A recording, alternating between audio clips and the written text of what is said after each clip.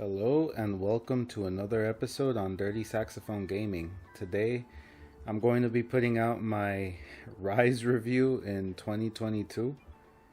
For those of you who have been watching the channel prior to this video, you'll probably know that I was holding back on playing Monster Hunter Rise. And that was mostly because I didn't want to pick up a Switch.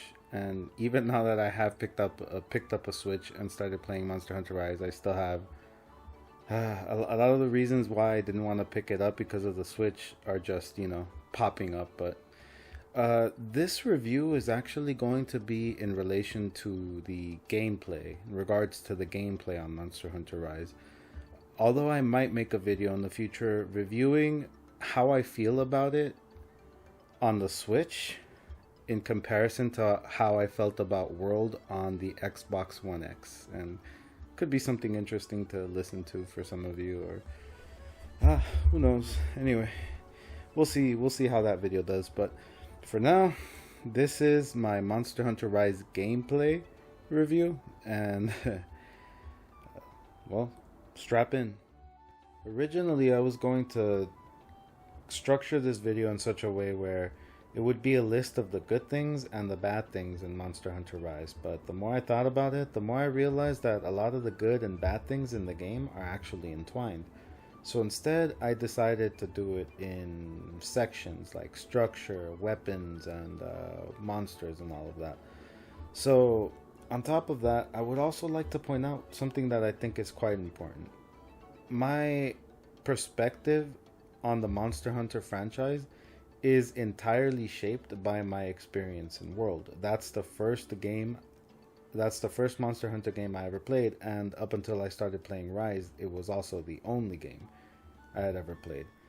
But I will also point out that it's very important to know that everyone's experience with a game is completely different, and mine for sure, I would hope, is quite unique, and hopefully you'll see that as this review goes forward. We're going to start off with structure. To me, Monster Hunter as a franchise falls into the structured action genre. Other games like Sekiro and Dark Souls fall into this category, in my opinion. And what I mean by structured action is that every swing with your weapon, every combo that you execute, every item that you use, all of these things have a use and recovery period.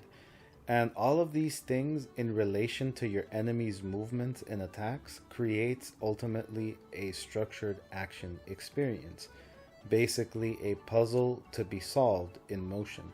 And that's what I think Monster Hunter across every entry is. And Monster Hunter Rise for sure falls into that category just as much as World did. And I think that the reason why I discovered it is because I've been playing through Rise without Palico. That's something I started doing in World. And when I was going to start up Rise, I knew that, for example, Palicos, there's a Palico that will give you a 30% affinity boost, and Palamutes are capable of tenderizing body parts, basically. I knew all of that. And most people were telling me that they were very useful, even in the meta. But despite that, I decided to play the game without Palico or Palamute, and I discovered something pretty magical about the Monster Hunter devs. And that is that the Monster Hunter devs seem to put together a structured action experience by design. It's like, I think maybe the very first thing that they do when they're making the game is create a structured action experience. And I know this because in playing without Palicos, I discovered just how punishing these monsters can be. They have not only very good follow-up attacks, not only do they have good mechanics to create situations of danger for you, like sometimes they'll lunge outside of camera view and attack you from an angle that you can't see them coming from. But they also just have very punishing mechanics. Like Rathalos has pinpoint fireballs that'll get you even if you're in the air using Wirebug. And they also have insane tracking. I feel like if I were to Farcaster away from a monster, they would probably track me all the way back to camp and cart me there. It's without the Palicos, you definitely get a very front row seat as to how structured Rise actually is. So, what actually changes how structured a Monster Hunter experience feels is how much stuff they layer on top of that foundation of perfect structure that they start off with.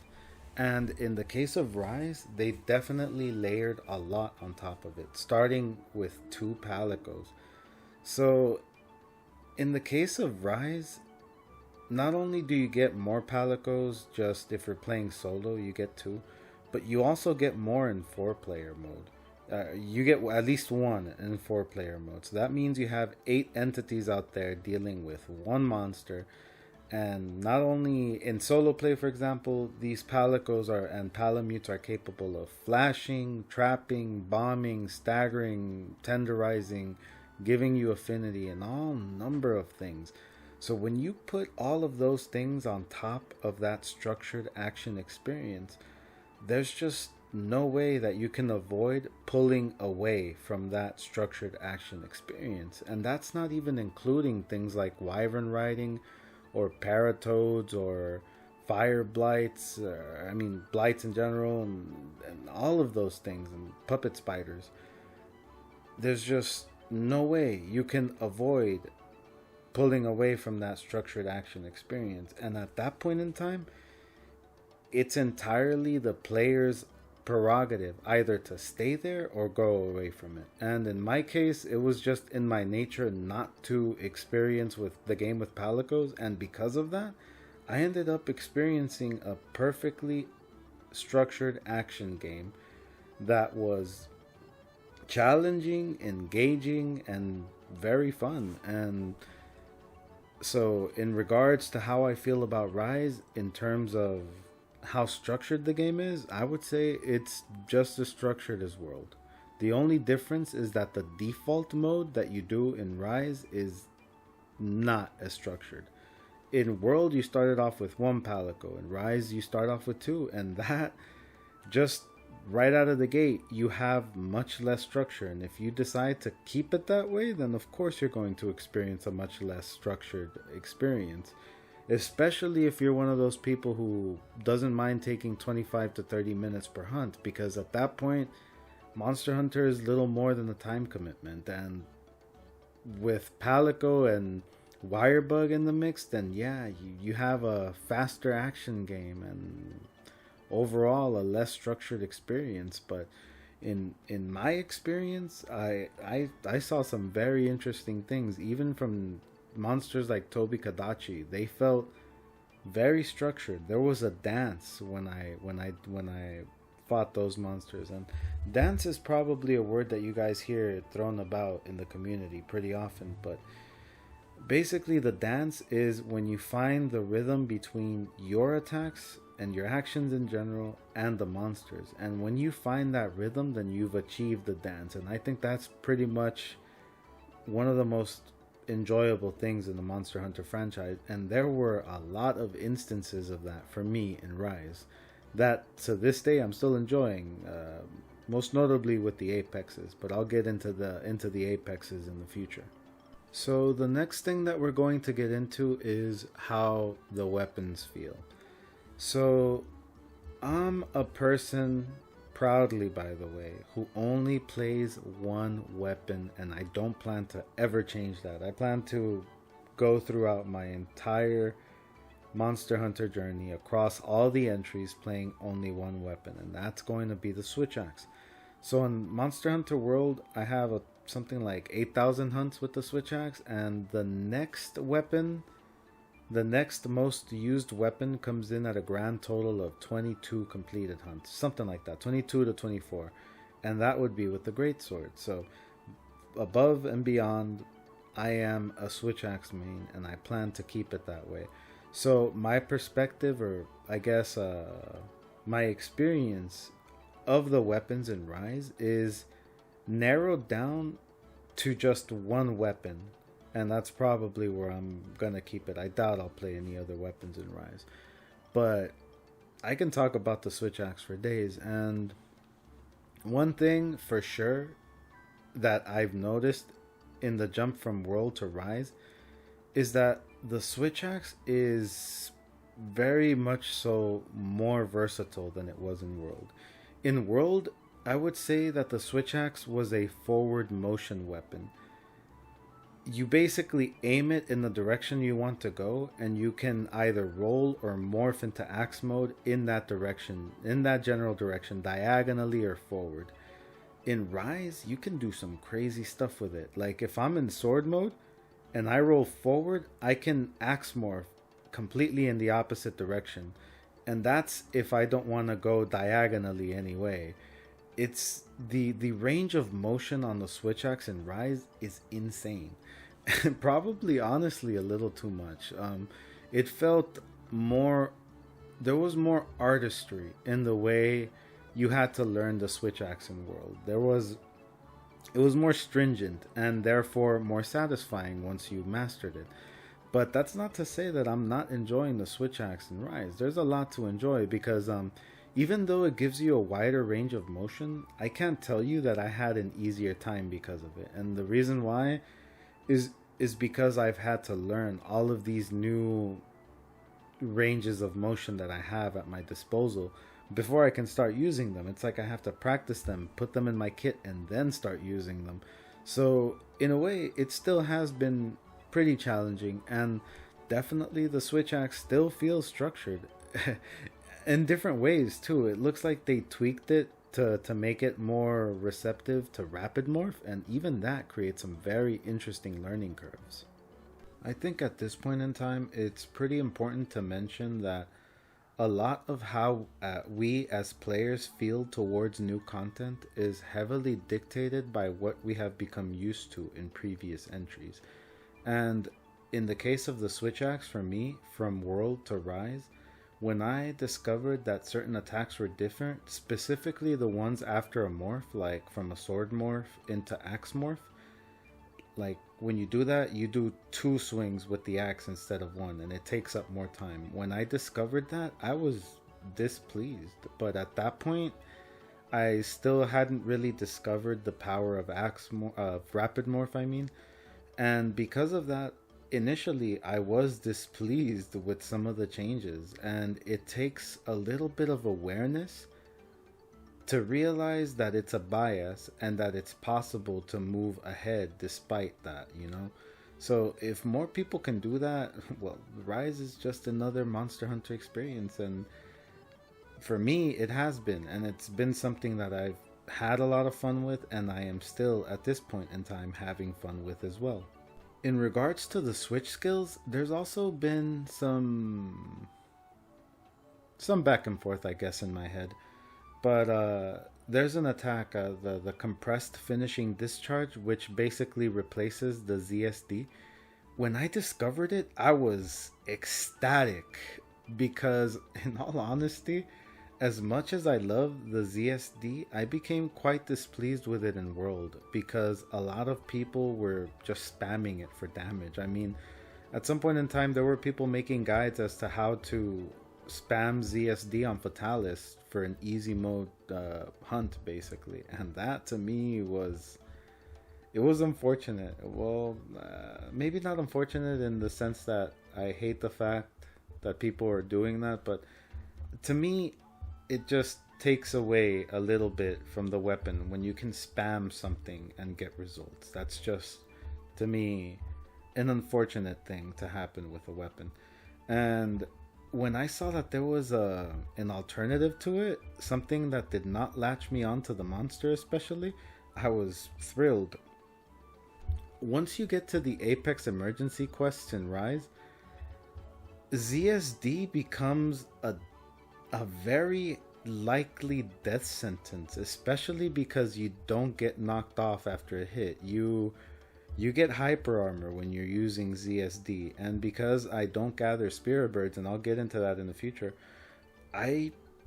ZSD for me is most of the time just begging to get one shot, and the fact that there was an alternative was fantastic. But I don't understand why they did something with the compressed finishing discharge. Not only does the compressed finishing discharge do less damage, it also melts away your sword gauge, and on top of that, it has a horrible recovery animation, something that takes forever. And I figured that if it's melting my sword gauge, it's doing less damage. Why give it such a massive recovery period? To me, it would have been a fantastic alternative to ZSD, especially when fighting the Apexes. I don't know if it would have been meta in terms of damage, because ZSD will most likely forever be meta for the Switch Axe. But for me, it just would have been a lot more fun, so much more enjoyable if it didn't have that massive recovery period. And that's one of the things I was disappointed with. I'm hoping that that's something that they fix in Sunbreak. If they take away that large recovery period for that weapon and maybe stop it from slamming every all the other players around you as well, then most likely I'm going to go with that and probably never look back for ZSD, at least throughout my Rise gameplay. But yeah, the switch skills are also another thing that they've added quite something to think about, and different ways to play. Like using the ZSD into the Rising Sword Slash. I don't know, I forgot what it's called, but it's the wire bug attack with the Switch Axe. That is very satisfying for damage. It's so fun. And if you don't do it right, you get clapped. So there's structure even in that. And in the end, from a structured standpoint, from a standpoint of structure, Rise is just as structured as World, depending on how you play. And I'll get into that further in the future. The next thing to start talking about is the Talisman RNG. Probably one of those very interesting topics to talk about, but I'm not going to get into the controversy. So, I'll preface this with how I felt about the decoration RNG in World. So, I think that the decoration RNG in World is actually a little bit more palatable than the Talisman RNG in Rise. But that's excluding the RNG factor of World that landed on top of the Kolv Taroth weapons. The Kolv Taroth weapon RNG was worse than both things, and it shouldn't be there. But for World, I remember one of my biggest criticisms was that I hit Master Rank 999 and played for maybe 200 hours after that, and I still hadn't gotten my first Handicraft 4 jewel. And I think that sort of thing is unacceptable. There's no world, no situation where you should ever be having to play that much in order to get a piece of equipment that could make your experience different. So for me, the meta play style is important. I play at either the semi-meta level or the meta level. So if I'm missing a piece of equipment that prevents me from playing at the meta level, my level of enjoyment does suffer, admittedly. And that just, I guess it's just, this just depends on the player. There are some people who don't care at all about the meta, and that's completely fine. Everyone can play however they so choose. Some people, it's okay if they play at the sub-meta level. It doesn't matter as long as you're having fun. But for me, that's one of the things that matters. And in World, that was a point of criticism for me. So in Rise, the talismans, they're not too bad. I mean, I'm also the type of player who doesn't mind playing until the god decorations or the god talismans drop, which is pretty much what I'm doing. But there are some things to mention, namely with the talismans. I think there's different melding choices, and there's one where you can meld towards a specific skill. Like you can choose weakness exploit as the skill you're looking for. But then there are some skills in there that are missing. Like you can't meld towards peak performance or resentment. Correct me if I'm wrong, but I've been looking and I can't see it. And that's just so strange to me. And I just, at this point in time, I just skip the crap and choose the Wisp of Mystery one. And whatever talismans drop. Whatever I get, I get. And that's pretty much how I'm doing it.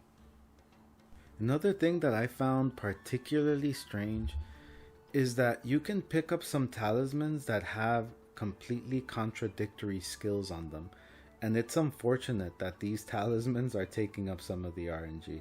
Now that's probably one of those critiques that most people just kind of wave off, but and who knows? It just depends on perspective. But you can pick up a talisman that has poison attack and fire attack on it, for example, and it's like, wait a minute, man. I'm either going to be using a poison attack weapon or a fire attack weapon. So why are you giving me a talisman with both? I actually brought this up with someone, and they pointed out that this, I guess, opens up some flexibility. Like, if you don't have a better talisman, then I guess you could use that one for fire attack, or if you don't have a better talisman, then you can use that one for poison attack, even if you have that vestigial fire attack in there, or poison attack, depending on which weapon you're going with. But to me, I don't like it one way or the other. I feel like we already have enough to deal with RNGs, and then when you start adding in talismans in there that are just a little unnecessary, then it just makes it worse. And I would very much so prefer if they weren't there. But one thing that I do like about the talismans that I will point out is that the talisman system in Rise made monster parts relevant. In World, I picked up monster parts like crazy. It got to a point where I would hunt monsters and not even carve. I would just go ahead and keep swinging my sword, roll around, do crazy stuff. Carving didn't matter anymore, and Rise changed that. It makes these monster parts that you pick up relevant, even deep into the end game. At this point, I still carve. I'm always going to carve, because I know that I need those things if I want to keep fishing for god talismans, and that is definitely a good thing. Now let's talk about monsters. So by the time I got to Rise, I had a completely different understanding of the franchise, and I would say that because of that understanding that I developed in World, I've actually enjoyed the Monster Hunter Rise monsters a little bit more than I did in World.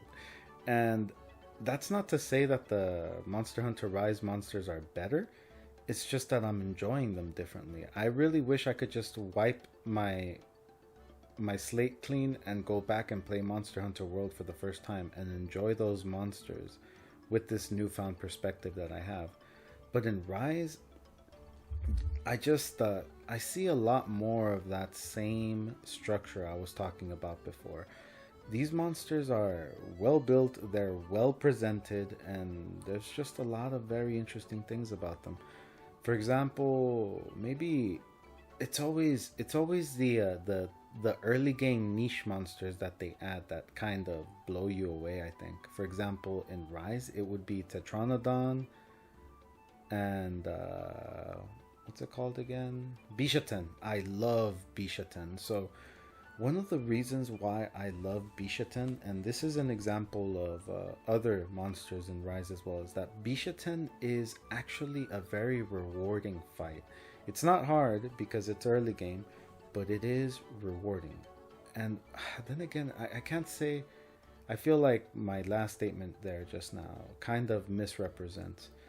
Bishaten is not easy either. He's just fun. And the reason why I can say Bishaten is a really good example of a structured monster is because the first time I fought it and I saw it get up on its tail and start hopping around, it's like I instinctively knew what to do.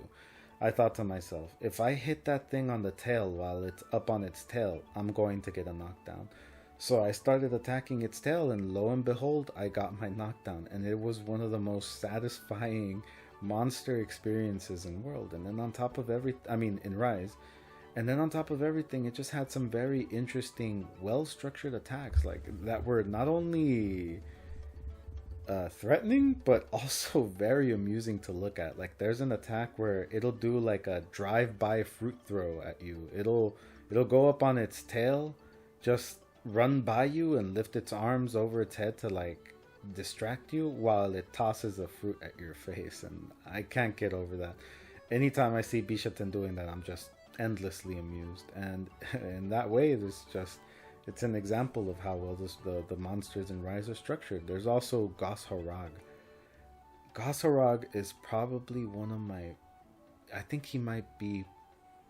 No, he's up there. Top 10, maybe top 5 at this point. Maybe I'm not sure. I'd have to go in and see exactly how I feel. But Gosarog is a fantastic fight. It feels like you're fighting another warrior, and they say this about Glavenus as well. But I feel like Gosarog more so. Gosarog will close distance with you in such interesting ways when when it has its icicles on its arms, and it'll cut you, and it's just a very satisfying exchange that you can have with Gosarog when you're playing it. Just another example. And Rathalos and all of those things. And then another thing about the presentation. Before I go forward with that, I'll say that monsters, I think, are pretty important to the gameplay. Although I was going to keep this section for another part. I was going to make a Rise review in, I guess, from the perspective of environment and atmosphere and all of those things, separate from the gameplay review, which is this right here. And I still think that monsters are important enough to have them here. So the presentation for the monsters in Rise is very interesting. There's something more spooky about it. For example, Aknasam is presented to you as a monster that is often mistaken for a ghost. And then there's Somnacanth, which would sing to hunters and lure them to their deaths. And then there's also Gosarog, who was mistaken for some kind of otherworldly butcher carrying dead bodies around while its knives were dripping blood. So these monsters, I really like their representation. Tetranodon especially might be also it is one of my favorites. Just the fact that it's presented as a sumo wrestler, and it has some very interesting mechanics. It's some very rewarding mechanics. When you hit it enough, after it's drunk a lot of water and it's just all bloated up, when you hit it enough, you eventually knock it down, and you get a very satisfying knockdown, very satisfying damage opportunity.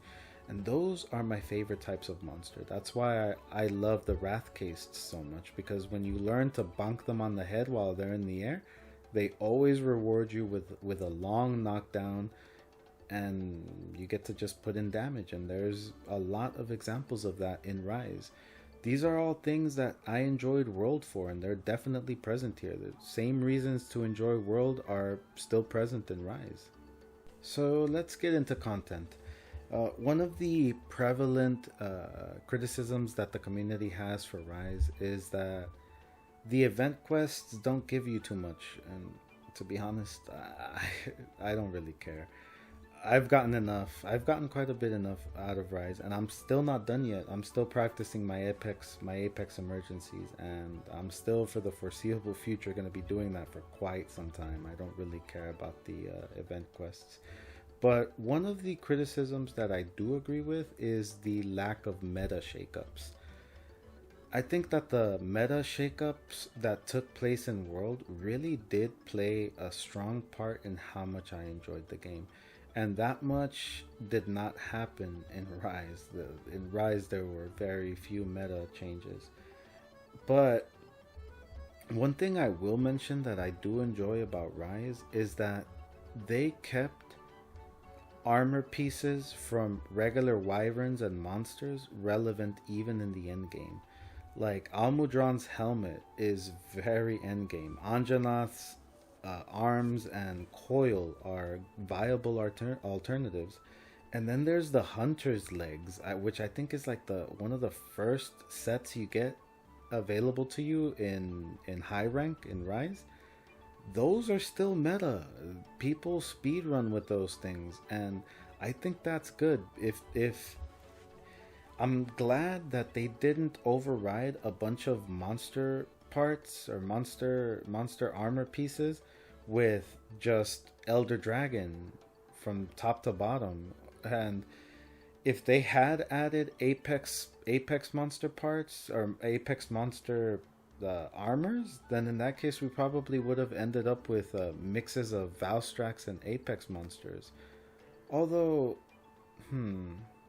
even though I'm saying that, I still think adding armor pieces for the Apex monsters would have helped Rise a long way with that. I mean, an Apex. I mean, I guess Apex armor pieces are still pieces from regular wyverns and not elder dragons, and I think I would have been okay with that too. But still, I do like that Rise didn't just override everything with just the toppest tier monsters. It's good that there are mid level and even low level pieces of armor that are still viable in the end game. I would say that if it was all Elder Dragon pieces, top to bottom, there'd be something boring about it, but I'm not so sure if boring is the right word. I might say that it would be less imaginative.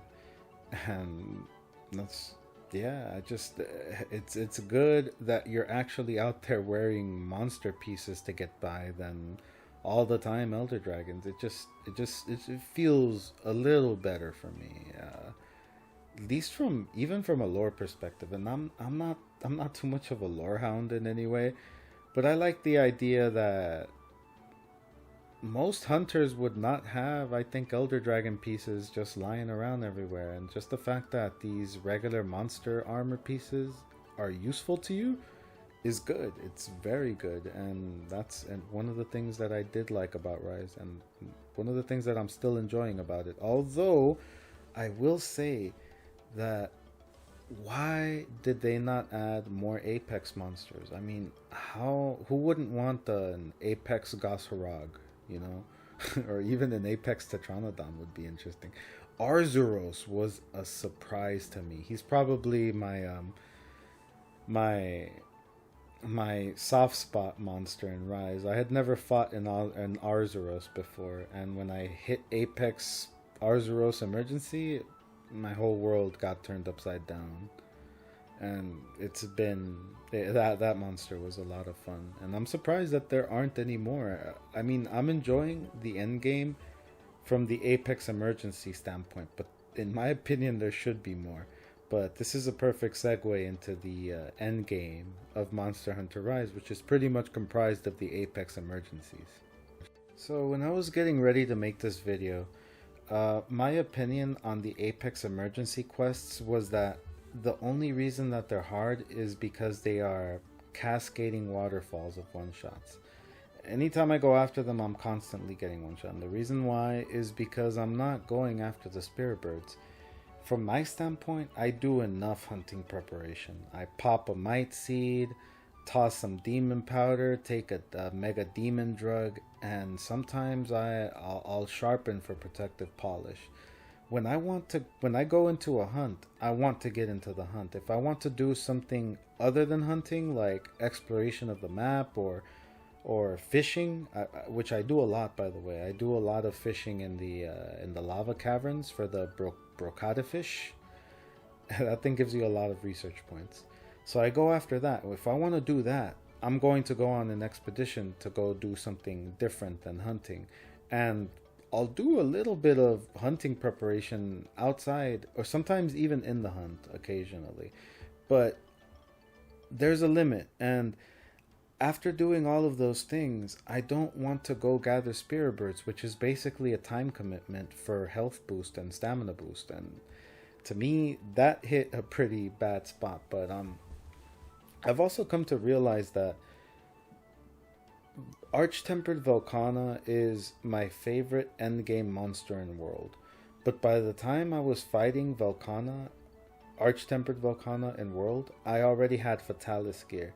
And Fatalis gear comes with built-in health boost. You can slot in five levels of Divine Blessing on top of all the utility and damage skills you could possibly want. And just toss in some Razor Sharp for good measure. So I wasn't getting one shot constantly by Arch-Tempered Velkhana. Arch-Tempered Velkhana had maybe like 2 attacks that could still one shot you with 3 levels of health boost. But the reason why that monster didn't feel like a cascading waterfall of one shots was because of the armor that I had. In Rise, you don't have Fatalis gear. You don't have built-in health boost and free Divine Blessing. So naturally, the Apex monsters feel a lot different. That being said, interestingly enough, you actually end up with a much more difficult experience in Rise than you do in World, at least for me. Because I'm doing these Apex emergency quests, and because I don't have Fatalis gear, I'm getting one shot when I make a slip up, and it because of this, it just seems so interesting to me that people still call the game easy. I go into multiplayer quests on occasion, very rarely. I haven't been doing that in Rise too much, which is something that I regret because I actually don't think that the multiplayer in Rise is as good as I would want it to be. But even when you go into multiplayer, people are constantly carding, and I don't understand how so many people are so inclined to say that it's easy. Maybe it's because the road to the end game is easier, but like I said before, the reason why that's the case is because most people are playing Rise in default mode, and default mode is two Palicos, and who knows what else they go for. Default mode is also Wyvern riding. We have Wyvern riding forced on us, which is pretty interesting enough, but I'll get into that in the future. I'm about to get into a difficulty section, which will be pretty much including all of these things. But the end game in Rise, especially from the Apex emergency standpoint and the advanced Valstrax quest and things like that, it has been just as satisfying to me as the things in World. In these monsters, the Apex monsters, they have very punishing movesets. They come at you very quick.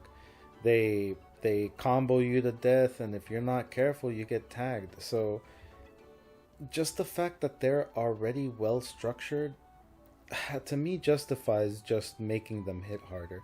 I mean, I prefer my difficulty usually to come from very punishing movesets and just, from having good design. And these Apex monsters already had that.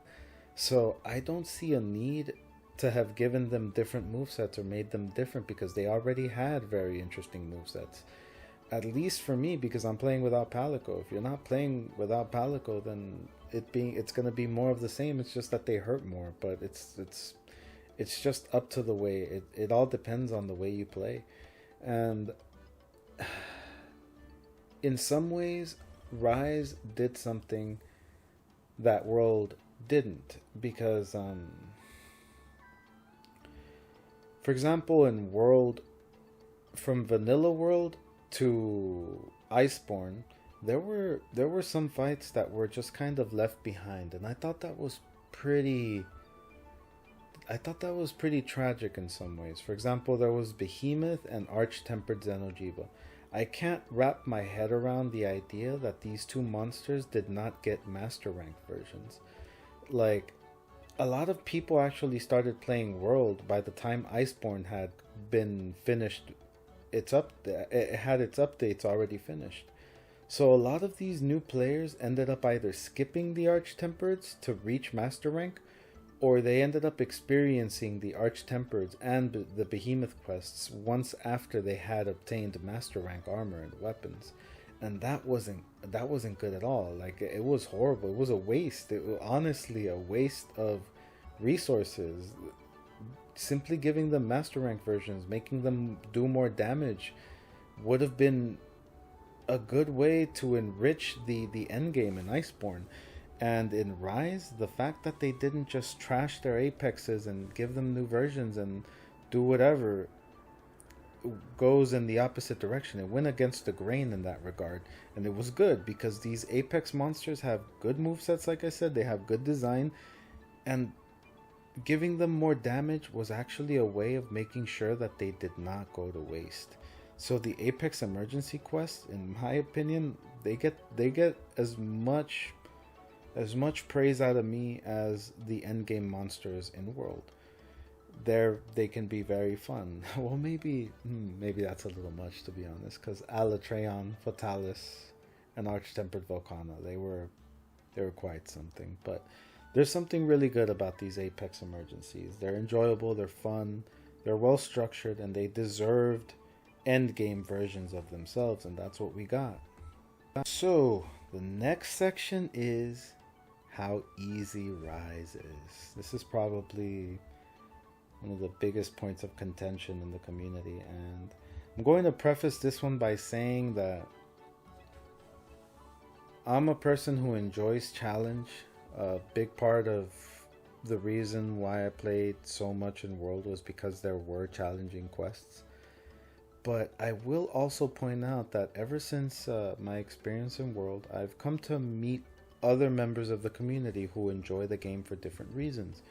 People who play the game not for the difficulty, but simply for the experience. And these people in Rise have discovered a Monster Hunter entry that they have been able to complete. And in that regard, that it's good. I'm glad that these people who play the game differently from how I play it have discovered or have been given a Monster Hunter entry that they can complete from start to from top to bottom. It's a lot of people are probably going to be up in arms about that, but for me, I'm past that. Like I've gotten to the point where I can play the game pretty well, especially World. And I'll play the game with anybody, really. Like it doesn't matter who it is, and I think it's horrible to try and impose these types of thoughts on other people where everyone should be playing at the meta level. No, everybody should be playing the game how they enjoy it.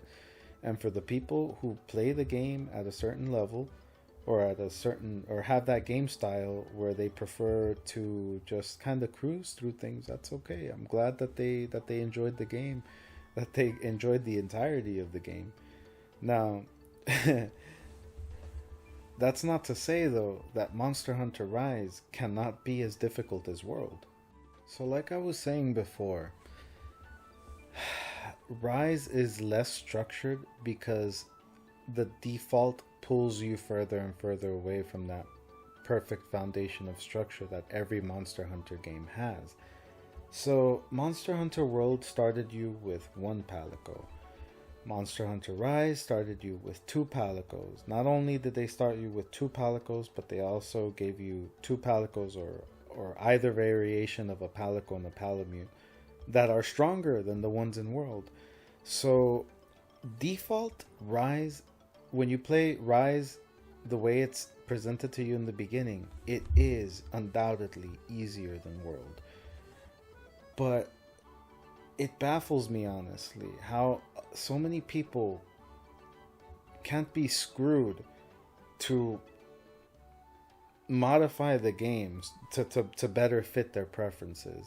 I mean, for me, honestly, I didn't have to make too many changes. I just had to just not do the things I didn't want to do, which was bring Palicos, and I don't go after other wyverns trying to ride them, and I don't farm for Paratoads and all that stuff. And it's just, it changes the experience completely, and it honestly bothers me how many people say that Monster Hunter Rise is easy, and then I discover that when they play the game, they have both of their Palicos. They're bombing, they're trapping, they're paralyzing, they're inflicting blights, they're wyvern riding, bringing puppet spiders, all kinds of stuff. Of course, the game is gonna be easier. On top of everything, I've noticed that a lot of these people who say that the game is easy will take anywhere between 20 to 25 to 30 minutes to complete their hunts, and at that point in time, you render the game little more than a time commitment. So of course it's gonna feel easier. If you're just zipping around on your wire bug, you're gonna feel like the wire bug is oh my god, it makes the game so much faster. It makes you so much harder to hit. Yeah, if you're the type of person who's gonna spend most of your time zipping around and then running in to attack weak spots, non-weak spots that are safe most of the time, of course the game is gonna feel easier. So if you want something harder, tweak it. The Rise is easy at in default mode for Rise is easy, but once you tweak it, it gets just as, if not a little harder in some cases, than World. And you can get that, you can very much so still have that level of challenge that you enjoyed in World. So ultimately, after everything that I've said, I say that Monster Hunter Rise is a textbook Monster Hunter entry.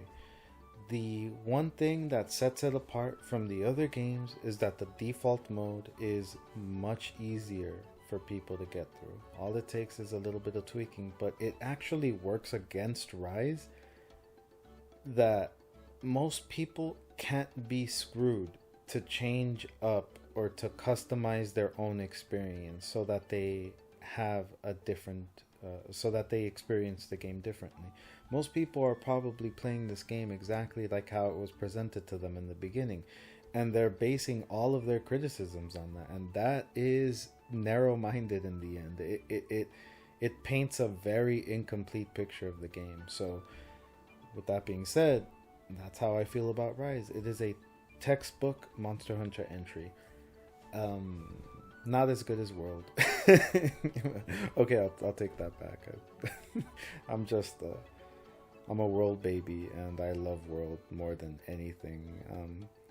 I'm sure that the next mainline entry might be better than World, and I might admit it, or I might not. I don't know, but yeah, you know, it's just I'll probably do a Rise and World comparison. Maybe I shouldn't. I think a lot of the same topics I touched here, I'll touch there. It'll just be repetitive, but yeah, no, Monster Hunter Rise is a fun experience if you can be screwed to customize it for yourself. Just do it. Customize it for yourself. You'll have a lot more fun. You'll see that the devs, they put together a structured action game just as they did with World, and Rise doesn't deserve a lot of the criticism that it's receiving. And I'm hoping that for Sunbreak, there's a lot there's a lot more to enjoy. I actually heard recently that it's possible they're going to make Wyvern riding an optional thing in Sunbreak. So that to me stands out as something that shows just how aware these devs are of what they do with their game. They're probably perfectly aware that they layered a lot of stuff on top of their game that made it feel less structured, made it feel more like an action game. So they're trying to cut back on it. They probably also realized that they did a lot of things to kind of, I would say that one of the things that Rise did is definitely alienate a lot of the meta players. Meta players in World didn't want to play with Palico anymore, and just the fact that they made Palico so important in Rise was going against the grain. Making Wyvern riding mandatory is going against the grain for the speedrunners and stuff like that. It made TA rules. It made TA rules a lot more complicated to navigate. For those of you who don't know, TA rules are basically no Palico or no slingers in World, no wall knocking and things like that. It's just basically as many rules as necessary to make it so that the only thing that contributes to the run is you versus the monster. That's what TA rules are. And Rise was not very, I guess, conductive of that. So it looks like the devs are aware of what they did. I'm sure that they have a much more clear understanding than a lot of us do, because they've been making these games for a while. They know what structure is. They know what takes away from the structure. And if they're trying to make Wyvern riding an optional thing in Sunbreak, it just goes to show that they're a little bit more privy than we think they are. Although sometimes I do wish they were more transparent about these things.